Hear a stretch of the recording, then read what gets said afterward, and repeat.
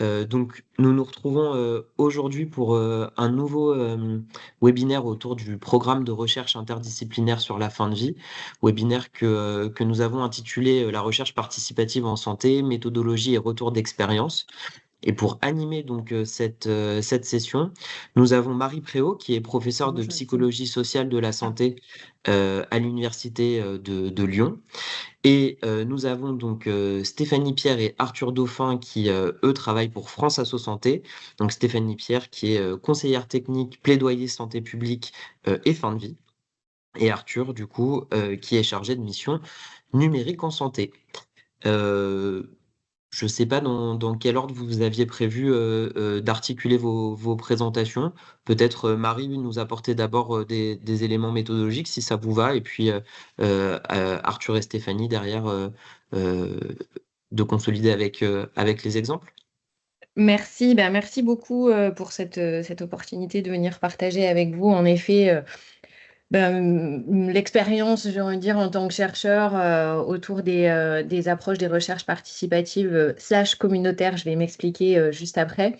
Quelques éléments de contexte, des éléments aussi, je pense, importants à avoir en tête lorsqu'on s'engage dans ce type de recherche, notamment épistémo et méthodologique, et puis quelques exemples, mais je pourrais m'arrêter et aller plus vite sur les exemples selon ce que vous souhaitez. Juste quelques mots très très vite. Je pense que c'est important d'avoir en tête un certain nombre de raisons pour lesquelles se déploient et sont devenues davantage reconnues les approches collaboratives en recherche avec les personnes concernées. Pour moi, il y a deux grands éléments, mais ce ne sont pas les seuls.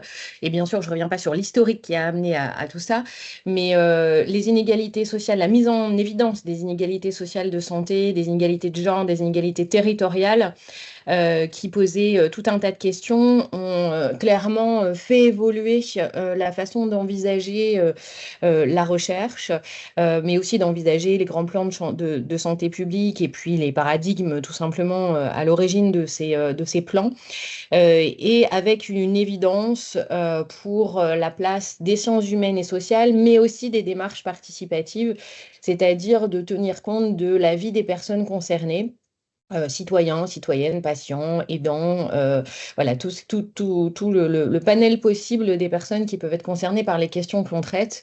Et je pense, pour contribuer et avoir été un peu formatée par ces approches-là depuis plus de 20 ans, qu'on sent un regard un petit peu différent depuis que la question des inégalités est devenue un petit peu plus présente. L'autre élément, peut-être beaucoup plus national, même si évidemment au plan international, les choses ont aussi très largement évolué, et peut-être davantage d'ailleurs dans certains pays, c'est aussi le rapport compagnon qui a maintenant 10 ans et qui a apporté un certain nombre de recommandations, dont l'implication des citoyens et des citoyennes dans la recherche. Ces recommandations, je me dis vraiment qu'à 10 ans, ce serait intéressant d'en faire un bilan, tout en étant bien incapable de le faire, surtout dans certains domaines qui sont beaucoup plus éloignés de la recherche. Mais on a quand même quelque chose qui a un peu tracé une voie et qui, au début, n'était pas vraiment très entendu, mais qui commence à laisser des traces, notamment dans le domaine de la recherche. Alors, tout à l'heure, dans le titre, j'avais bien cette distinction participative à communautaire. D'abord, la première chose que je souhaiterais dire, c'est que le terme de communautaire en France ne fonctionne pas, qu'il est extrêmement mal vu, mal perçu, parce qu'il renvoie au communautarisme, alors qu'au niveau international, le community-based research ne pose absolument pas de problème à personne. Donc, cela amène à aussi être un petit peu plus prudent, puisque, à mon sens, dans certains lieux, l'objectif est plus de se battre pour la cause que pour le terme. D'où le fait à la fois de jongler entre participatif et communautaire, même si, en effet, je pense qu'on peut faire une différence. Les sciences participatives sont reconnues depuis longtemps quand même, et surtout, elles concernent tout un tas de domaines bien au-delà de celui de la santé. Et elles ont été, dans le domaine de l'environnement notamment, mais pas que, largement précurseurs d'un certain nombre d'approches. Et à mon sens, il y a un continuum qui engage deux éléments que sont la participation et l'expertise du vécu pour qualifier une recherche de plutôt communautaire que participative. Les sciences participatives telles qu'elles sont déployées n'impliquent pas nécessairement qu'une personne soit concernée personnellement, qu'elle ait un vécu spécifique par rapport à la thématique, mais juste qu'un citoyen ait envie à un moment donné, parce qu'il se trouve dans une situation, dans un lieu, qu'il a certaines pratiques, mais pas toujours très impliquantes, qui lui permet de contribuer à la recherche. Je vous en donnerai un exemple tout à l'heure très simple avec la plateforme Citic. Alors que on peut aller sur des degrés et de participation et d'engagement personnel qui font appel à l'expertise du vécu, par exemple au fait d'avoir vécu une pathologie ou d'être un aidant ou un proche ou d'être un citoyen d'une population particulièrement à risque de pathologie, par exemple. Et là, on va considérer qu'en effet, on s'engage davantage dans la recherche communautaire.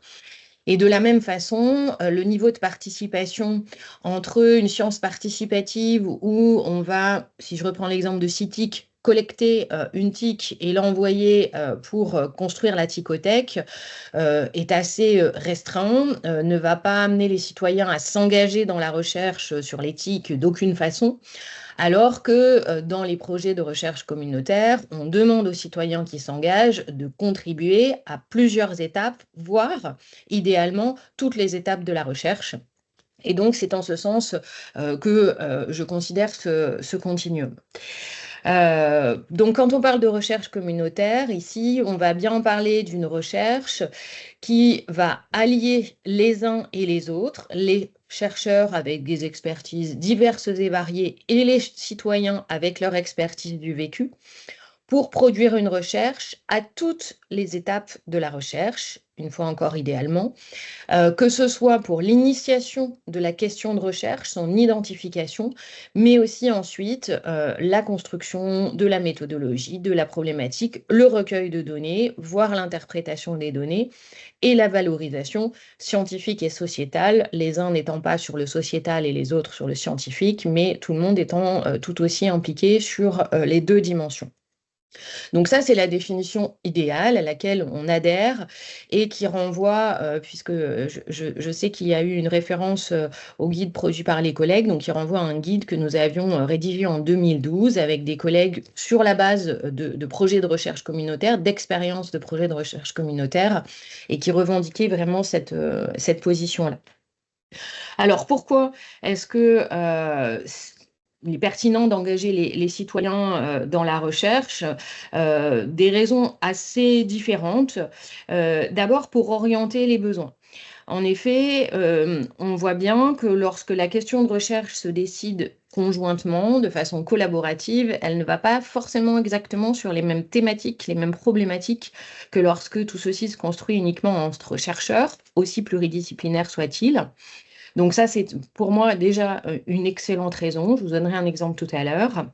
Pour promouvoir le changement social, à partir du moment où on a des citoyens, des citoyennes qui s'engagent, on sait qu'on a déjà un pas qui est fait vers un certain nombre de changements. Et aussi, et je pense que c'est hyper important, y compris dans la logique relative aux inégalités sociales de santé, d'améliorer la littératie scientifique et en santé. Beaucoup de citoyens ne se sentent pas concernés du fait en effet d'un manque d'accès à des connaissances ou nous de la façon dont on peut restituer les résultats de la recherche. On est aussi dans un contexte où la science n'est pas forcément ce qu'il y a de plus valorisé et où on a un fonctionnement de fake news et autres qui fait qu'on a plutôt une scission entre une partie de la population et la communauté de recherche. Et donc là, je crois qu'on a un outil qui peut participer à cela et c'est vraiment important aussi de l'envisager dans cette logique-là. Et puis contribuer à la démocratie. Par ailleurs, tout ceci n'est pas simple. Tout ceci n'est pas simple parce que valoriser l'expertise du vécu, considérer que On n'a pas toutes les compétences, même en pluridisciplinarité de recherche, mais qu'en effet, le fait d'avoir vécu une situation apporte une connaissance, enfin des connaissances et donc une compétence qui doit être intégrée autour de la table lorsqu'on construit une recherche. Ce n'est pas du tout simple. Ça nécessite aussi un pas de côté de la part des chercheurs qui ne sont pas toujours formatés pour penser de la sorte et donc de faire entendre une autre conception de la recherche, du savoir, ce qui nécessite un positionnement épistémologique aussi à reconnaître pour les uns et pour les autres.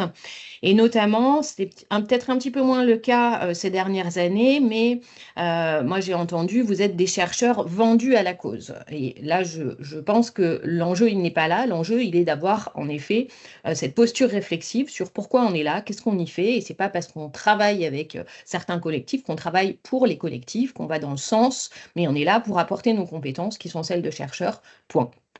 Donc voilà, même pas mal de choses à bousculer pour faire accepter ça. J'indiquais en haut, l'expertise n'est pas naturelle. Je pense que il y a deux éléments qui sont importants aussi à avoir en tête, me semble-t-il. C'est que cette expertise du vécu que l'on met autour de la table, pour certaines sciences humaines, elle a pu être pas si évidente à faire accepter parce que justement par rapport à d'autres disciplines, ces sciences humaines étaient là pour faire ressortir cette expertise du vécu, pour la mesurer, pour l'évaluer et la mettre en avant. Et donc faire le pas de côté en considérant que bah, c'est plus à nous de... Enfin, on a les cadres méthodologiques pour le faire, mais il y a aussi d'autres personnes qui doivent le faire. C'est pas simple.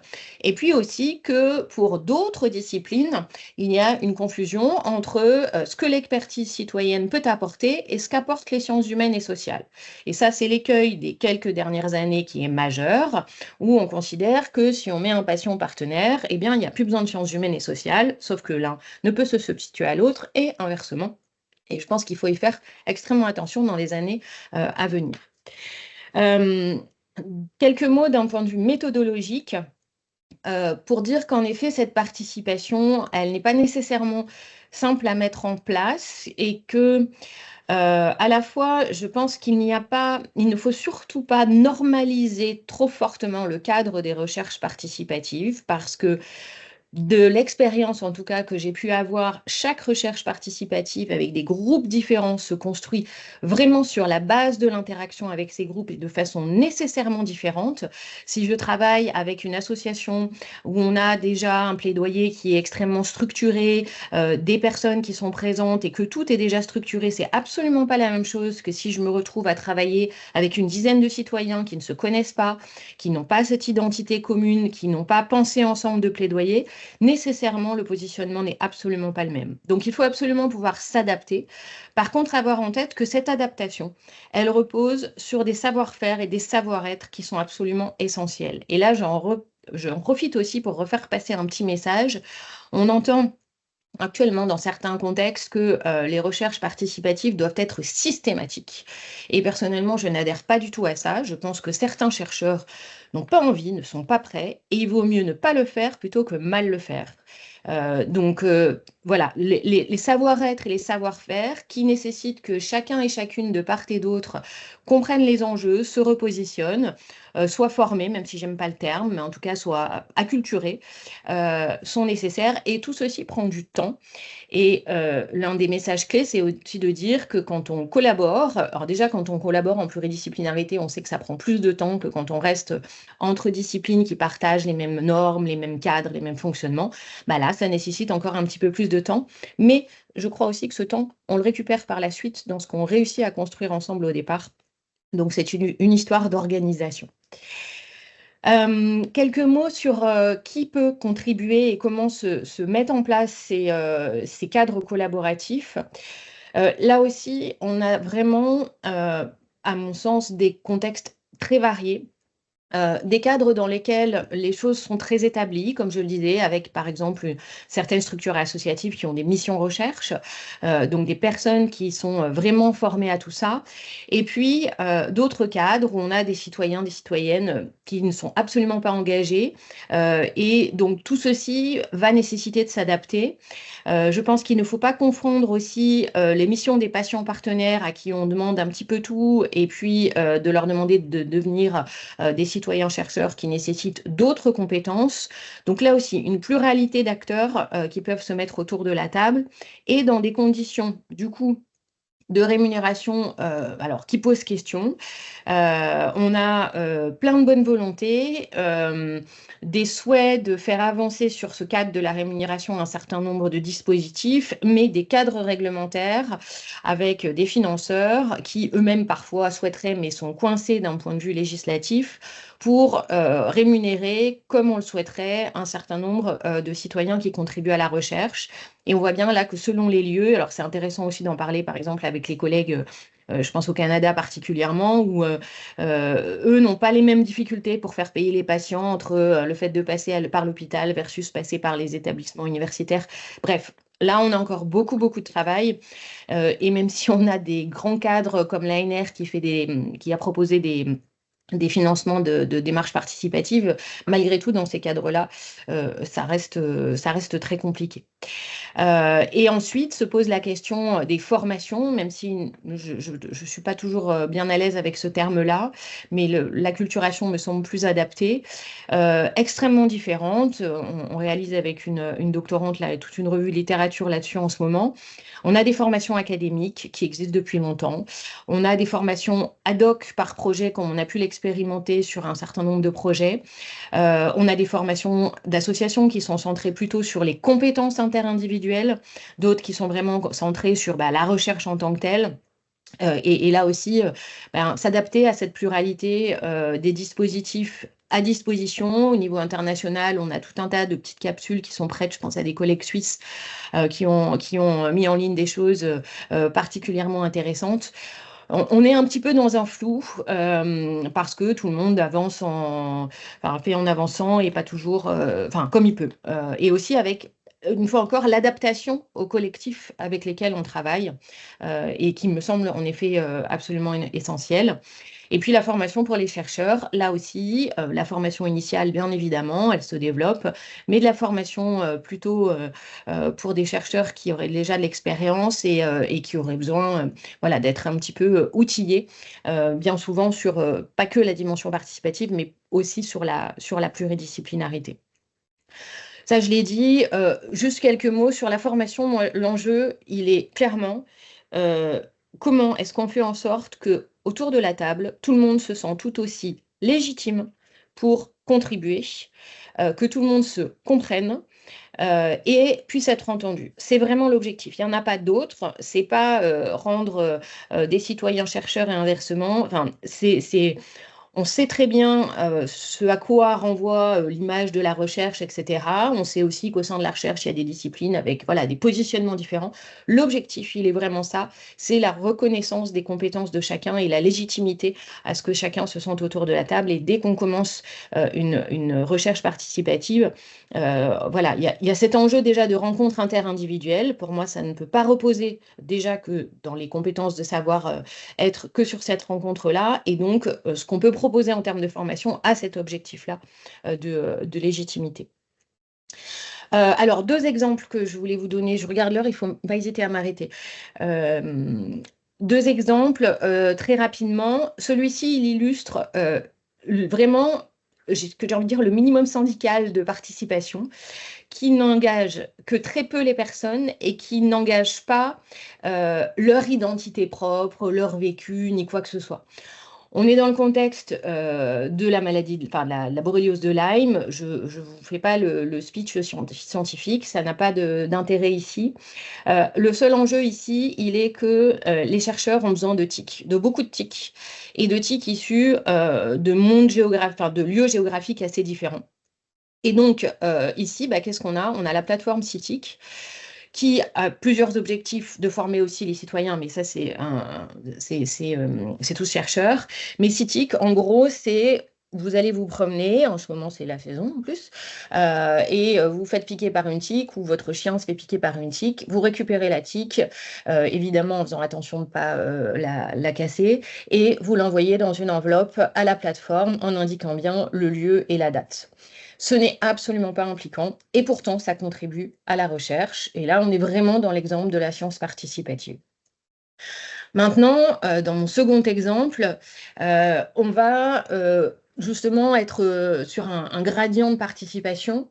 Et donc, je m'appuie sur la plateforme Sentinelle, donc, qui est une plateforme de recherche participative, donc bien identifiée au départ.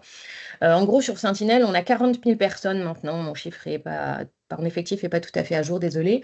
40 000 personnes qui se sont inscrites. Sentinelle, au départ, c'est quoi? C'est une patiente qui s'est dit, je voudrais contribuer à la recherche, mais je ne sais pas comment faire. Et en échangeant avec son chirurgien, lui a expliqué qu'il y avait plein de protocoles en cours dans son centre de recherche, mais qu'ils avaient beaucoup de mal à trouver des patients pour participer au projet. Et qu'en effet, parfois, il fallait 2 ans pour inclure l'effectif nécessaire à la recherche. Sur la base de cet échange, la plateforme a été créée et elle consiste donc à ce que des citoyens qui se sentent impliqués d'une quelconque façon, pas forcément directement, ou évidemment des personnes concernées directement, s'inscrivent sur la plateforme avec un minimum d'informations. Et que par ailleurs, des équipes de recherche déposent des projets sur la plateforme. Et lorsqu'il y a un projet, eh bien, il y a un mail qui est envoyé aux citoyens. S'ils ont envie de participer, ils y participent. Et sinon, ils ne le font pas. Et d'ailleurs, la plateforme n'a pas de vision sur qui participe ou pas à tel ou tel projet. Les choses se font après uniquement entre les personnes qui sont inscrites et les équipes de recherche. Ça, c'est la base, pareil. Alors, minimale de participation dans le sens où les projets qui sont déposés sur la plateforme, jusque-là, étaient parfaitement ficelés, déjà finalisés, et il y avait juste la contribution au projet, que ce soit par des entretiens, des questionnaires ou d'autres moyens de contribuer à la recherche. Au bout d'un moment, à partir de... Donc, la plateforme est née en 2013, pardon, non, 2014.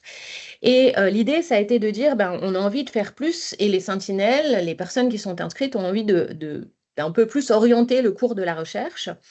Et donc, nous avons mis en place un collectif qui s'appelle donc Impact, le petit logo que vous avez en bas à droite, où l'idée, en fait, en 2017-2018, nous avions réalisé des ateliers de recherche communautaire, c'est-à-dire à l'occasion de conférences qui étaient proposées par Sentinelle. On avait essayé de tester si certaines personnes avaient justement envie de s'engager dans la recherche et de contribuer plus que par la simple réponse à un protocole déjà préalablement ficelé. Et donc, ceci avait plutôt été très favorablement reçu. Et donc, l'idée a été en 2019 de lancer un recrutement pour construire un collectif de personnes qui avaient envie de s'engager davantage dans la recherche. Donc, on a 42 personnes qui avaient répondu avec tout un tas de motivations derrière. Et donc, en 2020, juste avant le confinement, ça c'est important, nous avons lancé donc, ce collectif de 11 personnes qui sont venus pendant 2 jours en présentiel. Et je pense que c'était absolument indispensable pour fonctionner ensuite, pour se rencontrer vraiment. Et je reviens sur l'interaction interindividuelle, qui on est les uns les autres et pourquoi on a envie de travailler ensemble. Et donc, pendant 2 jours, nous avions discuté des raisons pour lesquelles nous étions toutes et tous là, et apporté aussi un certain nombre d'éléments sur la recherche, comment ça fonctionne. Et donc, c'est construit à ce moment-là le groupe Impact. Et surtout, à la fin des 2 jours, l'objectif, ça a été de leur demander sur quoi est-ce que vous pensez qu'il faudrait construire de la recherche. Donc là, les 11 personnes ont rempli tout un tas de post-it avec plein d'idées très différentes et on a un peu fait le tri des idées en fait dont on savait qu'il y avait ou plein de résultats de recherche ou des recherches en cours, mais non publiées. Et on a un thème qui est ressorti qui lui semblait vraiment absent des dispositifs existants à notre connaissance et on a regardé et la littérature et les projets en cours, qui était le vécu des troubles cognitifs quand on travaille dans le champ de la cancérologie et notamment le lien entre ces troubles cognitifs et les traitements. On avait des listings de troubles cognitifs, on a une équipe à Caen qui fait ça très bien, mais la notion de vécu est ressortie comme étant peu considérée de la part des soignants. Et donc, du coup, le groupe Impact s'est construit. On a construit une charte de partenariat, vraiment pensé la collaboration. Et le groupe a construit 2 projets. Je ne vais pas rentrer dans le détail des projets. Le premier projet, Personnage, c'est basé sur le fait que donc elles évoquaient beaucoup la non-reconnaissance de ce vécu des troubles cognitifs. Donc Personnage a consisté et a été co-construit de A à Z avec l'ensemble du collectif, à aller interroger des oncologues et des infirmières sur les troubles cognitifs, la communication et comment est-ce il ou elle pouvait être empêché de communiquer par rapport au sujet, s'il se sentait à l'aise, qu'est-ce qui se jouait autour justement de ce vécu. Donc ça, c'est un premier projet qui a été financé. Bon, pardon, non, je vais rester sur celle-là. Oui, Et Marie, oui, excusez-moi, si vous pouviez aller gentiment vers la conclusion, qu'on ait le temps surtout de garder un petit moment pour les échanges, parce que je sais que, en tout cas par mail, on avait pas mal de retours sur la manière de le faire dans le domaine de la fin de vie, notamment. ouais, tout à fait. Je finis Merci. en colis, c'est son parallèle où là, on a interrogé des patients et leurs aidants sur la même thématique. C'était juste pour vous illustrer comment est-ce qu'on part d'un collectif qu'on construit, comment ce collectif est formé à différentes reprises sur la biblio, sur l'analyse, comment il contribue à recueillir des données, parce que dans un colis, les patients ont contribué à recueillir des données, et comment on valorise ensemble. Et du coup, je vous épargne des pistes malins. Et ben, je vais m'arrêter là juste sur, voilà, il y a un certain nombre de leviers à construire. La question de la formation me semble importante et les cadres de mise en œuvre, surtout qu'ici, on est dans un dispositif où la question de la rémunération pourra être peut-être anticipée. Je ne sais pas, ça dépend des cadres dans lesquels ça va pouvoir se construire, mais en tout cas, si vous promouvez le déploiement de recherche participative, il faut l'anticiper. Et puis après, voilà, tout ça, je vous l'ai déjà dit. Donc, je vais m'arrêter là et mille excuses quand je m'embarque. J'ai beau faire peu de slides, mais j'ai envie de faire passer toutes enfin, tout ce que ces expériences nous ont apporté. Merci beaucoup. Désolée. Merci beaucoup pour votre présentation. Enfin, c'était justement enfin, très intéressant, très complet. Et merci aussi pour ces 2 exemples, d'avoir pris le temps de nous montrer qu'effectivement, il pouvait y avoir un engagement à minima versus un engagement beaucoup plus construit et que dans tous les cas, ça pouvait être important. Je passe maintenant la parole à Stéphanie Pierre et Arthur Dauphin donc pour côté France Asso Santé. Et puis, je vous propose qu'on garde ensuite 5-10 minutes à la fin de temps d'échange. Merci beaucoup et merci beaucoup Marie pour la présentation très riche. Et justement, on va du coup un petit peu vous parler avec quelques aussi perspectives par rapport à la fin de vie, mais vous présenter un document justement qu'on met à disposition justement à l'occasion de l'appel à projet de la plateforme nationale pour la recherche sur la fin de vie, qui justement essaye un petit peu de donner quelques clés autour de ce gradient de participation et comment l'organiser, parce qu'effectivement, ça a été très bien expliqué, ça ne s'improvise pas et ça peut prendre des formes très variées. Et donc, je vais déjà laisser la parole à Stéphanie pour vous recontextualiser qui est France Asso pour comprendre quel est notre abord sur le sujet et recontextualiser aussi autour de la fin de vie l'importance que a la participation des patients à la recherche. Et c'est bon, il y a le son, ouais. Et donc déjà, je voulais vous remercier l'équipe de la plateforme de nous donner la parole pour aborder ce sujet qui nous intéresse particulièrement à France Asso Santé dans le cadre de la fin de vie, parce que la fin de vie, c'est un sujet qui touche à l'intime, au vécu, et donc à des choses qu'on ne peut pas mesurer uniquement sous la forme de données et de protocoles. Un sujet qui est marqué par des dimensions éthiques, médicales, sociales, spirituelles, politique. Et donc, pour nous, c'est vraiment extrêmement important que la recherche ne se fasse pas sans celles et ceux qui vivent et celles et ceux qui accompagnent aussi ceux qui vivent cette étape de vie. Et pour nous, voilà, l'approche participative, il faut qu'elle puisse s'imposer comme approche fondamentale. Donc, peut-être juste très rapidement, qu'est-ce que c'est France Asso Santé pour ceux qui ne nous connaissent pas? On est une fédération de 100 associations au niveau national agréées du système de santé, d'usagers du système de santé. Ce sont des associations pour beaucoup de personnes atteintes de maladies chroniques. On a aussi également beaucoup d'associations de familles, de consommateurs. C'est pour ça que chez nous, on parle d'usagers du système de santé au sens large. On a des délégations, on est représenté dans tous les territoires de France et on a plusieurs missions, grandes missions que vous avez là, qui sont d'informer, d'animer notre réseau associatif, de représenter les usagers, d'agir en justice dans la défense des droits des usagers. On a un important travail de plaidoyer et puis on forme également les représentants des usagers et des acteurs associatifs. Voilà en quelques mots. Et pour continuer un petit peu ce petit topo introductif, on s'est questionné à France Asso Santé, on a un groupe de travail d'associations qui travaillent plus spécifiquement sur la fin de vie. On s'est demandé quels pouvaient être les apports de la recherche participative sur ce moment qui est quand même assez particulier. Et donc, ce qu'il en ressort, c'est qu'en termes de connaissances, on pense que mieux comprendre les réalités vécues est quelque chose d'essentiel sur un sujet qui est aussi subjectif, enfin, qui est une expérience subjective et complexe, et que ça permettra aussi de produire des savoirs ancrés dans le réel et de favoriser des recherches qui finalement vont mieux répondre aux préoccupations concrètes des personnes concernées. En termes plus éthiques, il nous semble aussi que c'est reconnaître les personnes concernées comme expertes de leur expérience, faire en sorte que la fin de vie ne soit pas seulement un sujet à propos d'elles, mais un sujet avec elles. Et pour nous qui militons pour les droits des personnes malades, c'est vraiment une façon de donner une place à leur parole, à la parole de ceux qu'on qualifie un peu peut-être facilement aujourd'hui dans le débat actuel de plus vulnérables. Et nous, on pense qu'en fin de vie aussi, et même encore plus, les personnes malades, elles doivent être entendues dans la recherche et dans les décisions qui les concernent. Et donc, les inclure dans la recherche, c'est aussi reconnaître d'une certaine façon leur autonomie, y compris dans ces moments de fragilité. En matière de soins et d'accompagnement, on est assez convaincu que ça va contribuer à l'amélioration des pratiques. Et on pense aussi que cette démarche aidera aussi à orienter nos politiques de santé, les décisions législatives ou les choix d'organisation des soins et à renforcer la légitimité de ces décisions.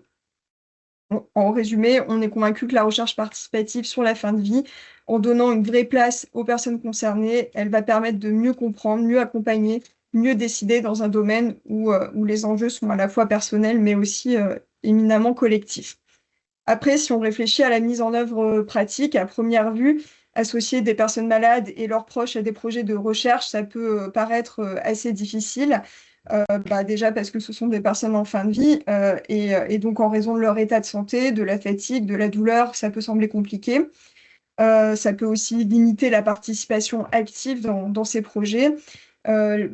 Même sujet pour les proches qui sont souvent accaparés par l'accompagnement. Alors que participer à un projet de recherche, ça demande du temps, ça demande de l'énergie. Et la fin de vie, c'est une temporalité qui est incertaine. Le temps de la fin de vie peut être court, il est souvent urgent, il est incertain. Est-ce qu'on peut s'interroger, est-ce que c'est compatible avec les rythmes parfois longs de la recherche? Sur le plan éthique, on peut avoir aussi la crainte d'instrumentaliser la souffrance et que la participation à la recherche puisse être vécue comme une intrusion supplémentaire. Il y a aussi des questions qui se posent quant au recueil du consentement, à un moment où patients et profs peuvent être perçus, comme on le disait, comme assez fragiles. Des freins institutionnels aussi qui peuvent se poser avec un manque de reconnaissance de la recherche participative et peut-être encore aussi des réticences à considérer les patients comme des coproducteurs de savoir. Et à ce titre, d'ailleurs, on est très heureux de l'action et de l'engagement de la plateforme nationale recherche fin de vie pour inclure cette démarche dans les appels à projets. C'est vraiment quelque chose c'est un vrai atout. Bon, là, on parle un petit peu de tous les freins qui peuvent exister, mais ils ne sont pas insurmontables. Ça demande bien sûr de l'écoute, un cadre méthodologique et éthique solide, un engagement institutionnel fort. L'objectif, ce n'est pas d'imposer une participation, mais vraiment de créer les conditions pour qu'elle soit possible et respectueuse et enrichissante pour tout le monde. Et Arthur va vous présenter un petit peu la fiche outil qu'on a élaborée pour cela. Merci Stéphanie pour cette recontextualisation aussi. Donc, l'idée, je vais vous le partager dans la conversation et il sera bien sûr mis à disposition. Nous, on a produit une petite ressource, effectivement, on va dire entre la guide et un peu la fiche action, dont l'objectif est d'essayer de partager, proposer en tout cas une grille de lecture qui soit la plus commune possible entre les équipes de recherche et aussi les patients pour envisager justement la participation des patients dans cette diversité. Parce qu'on l'a vu sur l'intervention précédente que ça pouvait prendre de nombreuses formes et d'engagement. Alors, ça se base sur un travail nous, on mène au sein de notre collectif interassociatif depuis déjà plusieurs années autour de la place des différentes formes d'engagement déjà dans les soins. C'est un document dont on pourra par ailleurs vous transmettre le lien. On a aussi eu cette démarche-là par rapport à l'intégration des patients dans la formation, notamment des étudiants en santé, dans lequel on s'est attaché justement à y visibiliser et illustrer les différents engagements que pouvaient avoir les patients pour que ce soit le plus simple possible, pour que les initiatives puissent naître et se concrétiser, et notamment aussi, par exemple, en identifiant les différentes activités auxquelles ces patients pouvaient prendre part. L'idée du coup de ce guide, ça a été de rappeler un petit peu en introduction, parce que c'est vrai que c'est pas quelque chose qui est forcément évident pour tous les patients, que la recherche, elle peut prendre différentes formes. Il n'y a pas que les essais cliniques, évidemment. Et quand on parle de la fin de vie, on va justement avoir une grande diversité, études épidémiologiques, recherche en santé publique, études sociologiques, anthropologiques, etc. Et de rappeler que les patients aujourd'hui, on va dire, jouent un rôle clé dans la progression de ces connaissances médicales quand ils sont le sujet, on va dire, de la recherche, mais qui sont encore trop peu, justement, participants, on va dire, de manière active dans ce processus de recherche. Alors, la participation des patients, c'était extrêmement important de rappeler à travers ce document que c'était une démarche qui était véritablement plurielle. On a depuis plusieurs années un vrai engagement de l'amélioration de la santé, de l'organisation de la santé grâce à la participation directe des patients. Alors, patients au sens large, hein, comme on le disait, en comptant les aidants et les proches, évidemment. C'est quelque chose qu'on retrouve de plus en plus dans le domaine de la recherche. Ça a été bien illustré par l'intervention de Marie Préau. Et l'idée, c'est qu'effectivement, la recherche participative, alors on peut parfois trouver du côté des patients aussi des noms collaboratifs ou recherche partenariale. C'est vraiment l'idée de pouvoir, aussi dans le sens un peu de recherche communautaire qui a été un petit peu explicité, favoriser la participation effective des patients dans ces projets ou avoir des projets voilà, participatifs dans lesquels les patients sont eux-mêmes à la source, on va dire, des données aussi. Alors, nous, on s'est beaucoup aussi attaché à rappeler effectivement que les savoirs que pouvaient avoir les patients et qui pouvaient du coup être bénéfiques d'intégrer dans un projet de recherche ou d'étude, et ils peuvent être de différents ordres et de différents, on va dire, formalisés de différentes manières. Alors, on a les savoirs expérientiels, donc issus des expériences vécues du patient dans sa maladie, l'impact sur le quotidien, les conséquences psychosociales, etc. Ça peut évidemment être pour des aidants ou des proches, hein. Alors, c'est des savoirs qui peuvent être plus ou moins implicites ou explicites par ailleurs. On a des savoirs théoriques qui vont être issus de formations effectivement formelles ou informelles, et je rejoins ce que Marie Préau a dit tout à l'heure, et qui vont du coup venir aussi solidifier les connaissances du coup de la personne, et aussi des savoirs qui peuvent être positionnés ou situés, donc qui vont être plus issus de savoirs collectifs, par exemple issus de nombreux témoignages, d'un travail associatif, de recommandations. Et là, l'idée, c'est que ces savoirs vont pas éclairer ce qui ne fonctionne ou ce qui ne fonctionne pas depuis l'expérience d'une personne, mais ils vont aussi replacer tout ça, la vision d'une communauté et de ses savoirs dans son rapport au monde et éclairer davantage ce qui pourrait fonctionner, et donc ce qui peut être intéressant aussi quand on parle de recherche participative. Alors, il y a différents types de savoirs et effectivement, il y a différentes formes d'engagement pour les patients parce qu'on peut avoir un patient qui va intervenir en tant que témoin, par exemple de manière simple, c'est quelque chose qu'on peut retrouver. Il va apporter son témoignage personnel à certaines étapes d'un projet. Alors, c'est pas des patients qui forcément font ça de manière très fréquente, hein. Souvent, ils vont être bénévoles ou connaître une association. On peut avoir des patients qui vont participer comme intervenants et donc là, c'est souvent des patients qui sont un peu plus impliqués, qui ont un peu plus l'habitude, des bénévoles associatifs ou représentants d'usagers qui ont par exemple un mandat officiel de représentation dans une instance de santé publique ou un établissement de santé. Ou encore des patients qui vont intervenir comme partenaires. Et là, ils vont faire partie intégrante de l'équipe du projet avec des missions définies qui vont leur être confiées. Et donc là, une implication qui va être vraiment plus forte. Donc, on se retrouve dans ce gradient de participation qui était évoqué, qui est intéressant du coup de pouvoir un petit peu saisir, en sachant qu'il n'y a pas, j'allais dire, une bonne ou une mauvaise réponse. Il n'y a pas une forme d'engagement qui serait meilleure que l'autre. Elles ont toutes des apports différents. Et ce qui me permet de faire un tout petit focus, c'est quelque chose que que vous retrouverez dans le guide qu'on vous a partagé. On a longtemps parlé de patient expert et c'est une dénomination qu'on laisse un petit peu de plus en plus, on va dire, entre guillemets, de côté, et notamment cette notion de partenariat patient, de patient partenaire qui va être beaucoup plus basée sur l'action et justement quelles sont les missions qui seront confiées à ce patient. Alors, ça a été beaucoup, du coup, conceptualisé par le modèle de Montréal, du coup, chez les Québécois. Et en fait, c'est des patients qui vont devenir partenaires de leurs propres soins, donc au-delà même de la décision partagée, dans une forme d'autonomisation encore plus grande et qui vont pouvoir faire profiter aussi d'autres de cette approche partenariale, que ce soit des patients ressources au sein d'équipes de soins pour accompagner d'autres patients, des patients formateurs, des patients co-chercheurs ou d'autres formes. Et ça, je vous laisserai aller regarder d'autres ressources aussi qu'on a pu produire et qui évoquent notamment dans voilà, cette grande diversité d'actions des patients engagés, aussi dans le cadre de la recherche. Donc, c'est quelque chose, je vous mettrai dans la conversation, le chat Teams, le lien vers ces documents. Et donc, dans ce guide, on essaye du coup de s'appliquer je vous ai dit, partager une grille de lecture commune. Donc, on essaie de proposer, on va dire, une petite matrice qui permet de réunir un peu ces différentes notions.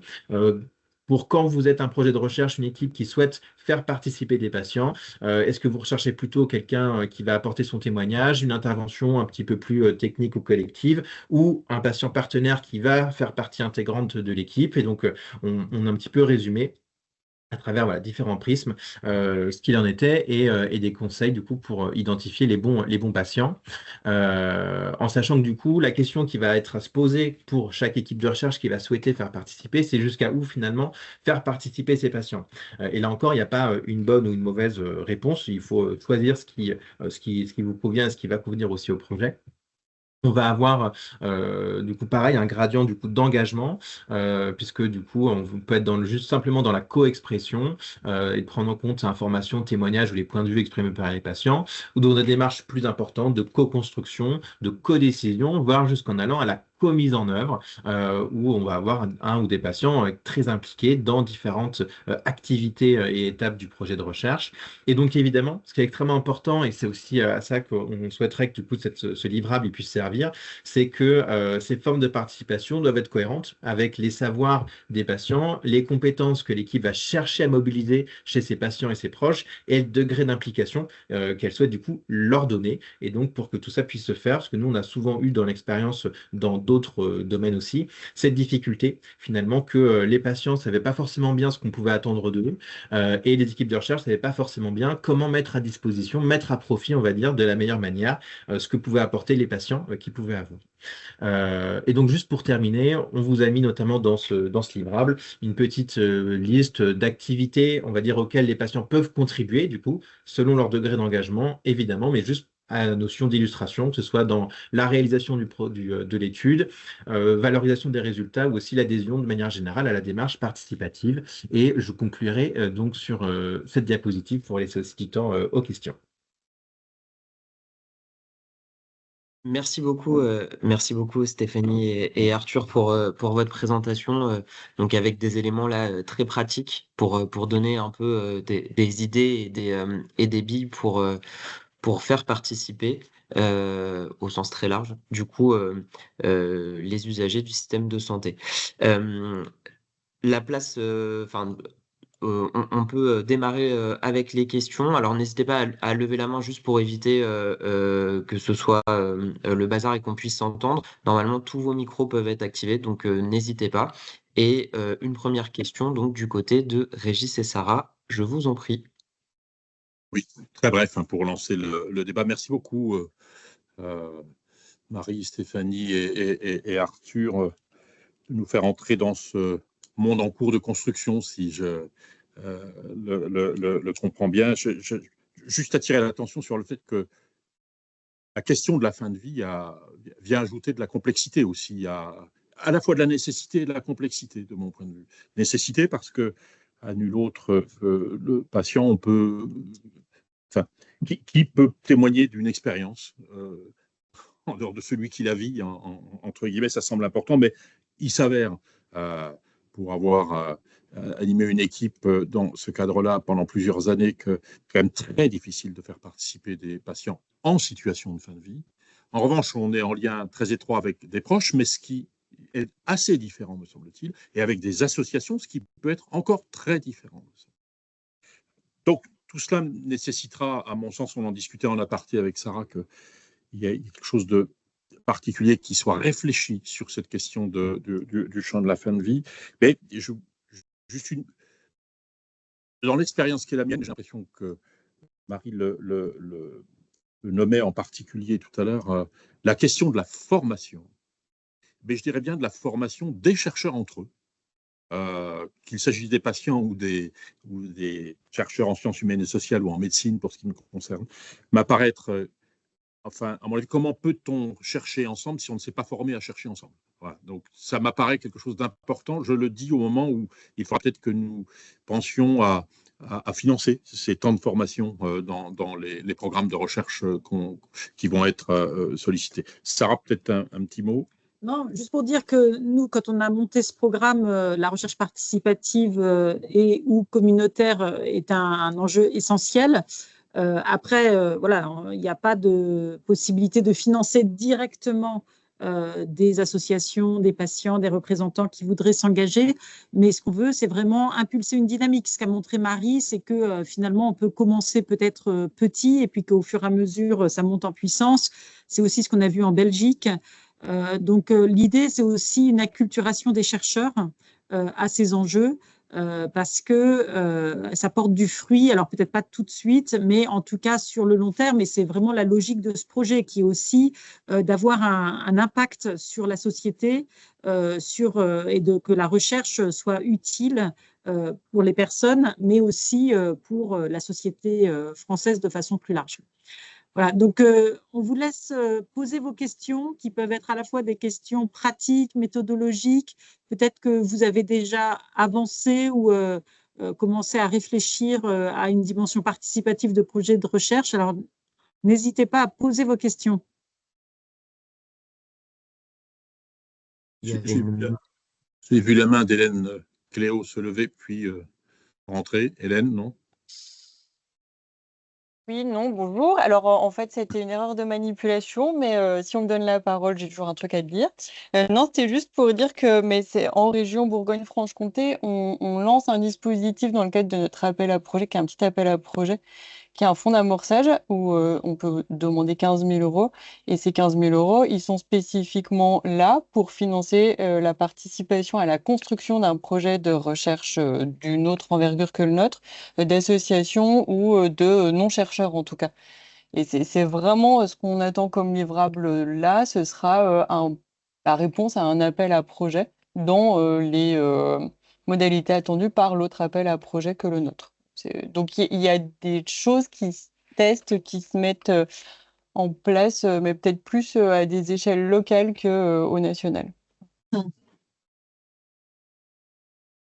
Juste pour rebondir par rapport à ça, l'INSERM, avec le service Sciences et Sociétés, propose ça aussi, hein, un fonds d'amorçage de 15 000 euros pour co-construire un projet de recherche. Et je ne sais pas, Sarah, si tu connaissais l'appel à projet de OncoStarter du Cancéropole, spécialement dédié aux recherches participatives, où en fait, il y avait 2 évaluations, une évaluation scientifique et une évaluation par un comité de patients. Et un oral où on est allé à chaque fois, là, parce que Personnage et Oncolie ont été financés dans ce dispositif, on est allé à 2 avec une des patientes chercheuses faire la présentation devant le comité. Après, ça, c'est l'étape peut-être d'après, mais en effet, je pense que si vous avez la possibilité de construire des cadres, que ce soit de formation, de financement, c'est extrêmement important et c'est une forme d'accompagnement qui est très précieuse. Effectivement, non, je ne connaissais pas et c'est intéressant d'impliquer les citoyens ou les patients dans l'évaluation aussi des projets pour la sélection. Donc ça, c'est quelque chose effectivement qu'il faut qu'on internalise. Moi, ça m'a beaucoup intéressé aussi la dimension plateforme parce que nous, on a une plateforme pour la recherche sur la fin de vie et je pense qu'il y a sûrement des choses sur lesquelles on peut s'inspirer pour développer au sein de la plateforme des outils de mise en réseau des patients et des chercheurs. Donc ça, c'est quelque chose peut-être qui est, voilà, qu'il faut qu'on réfléchisse de façon un petit peu plus concrète en accompagnement ou en interface avec la structuration des appels à candidature. Oui, on peut très bien discuter avec Guillemette Jacob de Sentinelle. Moi, on travaille quotidiennement ensemble toutes nos réflexions sur le sujet, si ça peut être utile. Et vous avez sûrement déjà bien avancé, mais si on peut mutualiser, ce sera avec plaisir. Merci.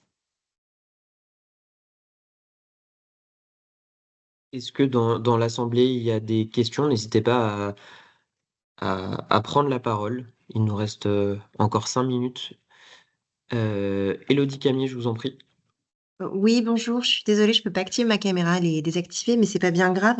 J'avais une question en fait en écoutant toutes les présentations et spécifiquement par rapport à la thématique de la fin de vie.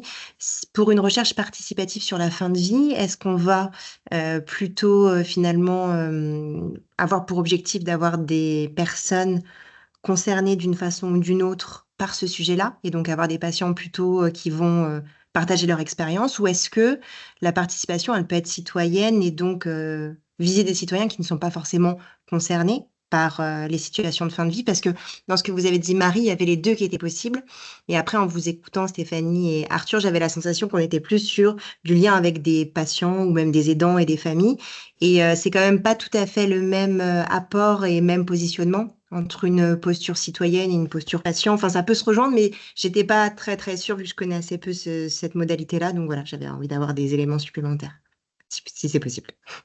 En tout cas, pour nous, Élodie, au titre du programme, c'est les deux. Tout est possible. Ok. Il faut qu'on puisse... ce qu'on ne voudrait pas, pour le dire de façon plus générique, c'est exclure les principaux intéressés de Bien sûr. la dimension de la recherche. Voilà. Que ce soit les citoyens, que ce soit les personnes malades, voire que ce soit les proches aussi, puisqu'il peut y avoir un tel engagement des proches, comme je le disais tout à l'heure. Et on a considéré la fin de vie au sens large, c'est-à-dire pas simplement comme une affaire sanitaire ou médicale, mais comme une expérience anthropologique fondamentale, c'est-à-dire que quoi qu'il arrive, on sera tous un jour ou l'autre en fin de vie, ce qui n'est pas le cas du cancer ou d'autres pathologies. Voilà, donc encore que les citoyens peuvent avoir un regard sur le cancer, même s'ils n'en ont pas. Mais voilà, donc nous, notre objectif, c'est de comprendre en quoi est-ce que là, on touche vraiment des enjeux fondamentaux pour une société. Il se trouve qu'aujourd'hui, c'est contextualisé dans le champ de la médecine, mais évidemment, les enjeux vont beaucoup plus loin. Et donc, il peut y avoir des dimensions qui ne relèvent pas du soin en tant que tel, qui seraient tout à fait pertinentes pour le projet. Et on voit, bon, là, en l'occurrence, combien les débats politiques montrent ces enjeux de justice aussi qui sont très importants. Arthur ? Oui, non, merci beaucoup pour les commentaires. C'était juste pour rajouter, parce qu'on disait, il n'y a pas j'allais dire, une participation qui serait meilleure que les autres, etc. Nous, alors c'est vrai qu'on s'est beaucoup concentré sur la participation des patients ou aidants et proches, parce que c'est aussi notre ADN en tant que collectif interassociatif, hein, donc c'est forcément un biais qu'on a par cet abord. Mais effectivement, il n'y a pas j'allais dire la participation des citoyens en tant que telle, elle est tout à fait envisageable. Et j'allais dire, nous, le seul point finalement, c'est que cette participation que vous recherchez, elle correspond bien, on va dire, aux attentes, au projet, etc. Parce que finalement, chacune va apporter quelque chose de différent. Et donc, c'est surtout ça qu'il faut penser au sein du projet pour effectivement voir si c'est plutôt effectivement un patient très engagé ou des témoignages, ou si on veut avoir une approche qui est plus citoyenne et un peu plus décentrée, etc. Ça, c'est vraiment du coup... voilà, il a laissé, je vais pas dire, c'est très libre pour chaque projet finalement, mais ça sera intéressant peut-être aussi de faire un point, je vais pas dire d'expérience sur effectivement les différentes formes qu'aura pris cette participation, patients, citoyens, usagers au sens large, on va dire dans les différents projets là qui vont être accompagnés dans le cadre de l'appel à projet. Donc c'est quelque chose qui va aussi nous nourrir parce que c'est vrai que c'est une thématique assez particulière et donc, du coup on a beaucoup aussi à apprendre, on va dire en termes de retour d'expérience autour de ça. Je pense que peut-être juste le seul point moi je rejoins tout à fait ce que vous avez dit, hein, Régis et Sarah, le seul point de vigilance que nous on a, parce que comme le disait Arthur, c'est notre ADN, c'est qu'on ne se restreigne pas aux seuls citoyens dans l'idée que ce serait plus facile en fait. Je pense que c'est quand même un sujet qui concerne en premier lieu aussi des personnes malades et donc c'est aussi avec elles qu'il faut appréhender cette démarche et la construire. Merci beaucoup. Merci. Et juste, si je peux ajouter, on est conscient aussi que ce programme que nous participons au lancement, il a une fonction d'engager cette dimension que nous appréhendons aujourd'hui au travers de vos témoignages, de vos auditions, mais c'est une perspective, en particulier dans la suite de ce programme, puisque Sarah et moi, on est un peu chargés déjà de penser l'après-programme, et ça va être un enjeu majeur de notre point de vue en tout cas. Ces participations à des degrés divers vont être un enjeu majeur pour appréhender des questions politiques, sociales, individuelles, entraînant un vécu qui ne peut pas être comparé à un autre, entre guillemets. Donc, voilà, il y a quelque chose à comprendre dans notre démarche qui est celle du lancement d'une autre approche. Alors, on n'est pas très originaux. Quand j'écoute Marie, je crois qu'il nous faut faire preuve d'un peu de modestie, mais on sait bien aujourd'hui qu'on n'a pas un développement important de la recherche. Alors, je parle de recherche communautaire, moi, parce que je trouve que c'est un enjeu important qui renvoie une notion de santé publique qui m'apparaît aussi importante. Mais quoi qu'il en soit, les résistances, les tabous sont encore assez présents autour de tout cela. Et, eh bien, un programme de recherche, ça sert à lever un petit peu ces résistances et ces tabous, me semble-t-il. Merci beaucoup. On peut avoir le temps pour une dernière question rapide si quelqu'un en a une. Peut-être que certains ont déjà des velléités de projets participatifs et ont des questions plus pratiques aussi par rapport à sont en train d'essayer de monter.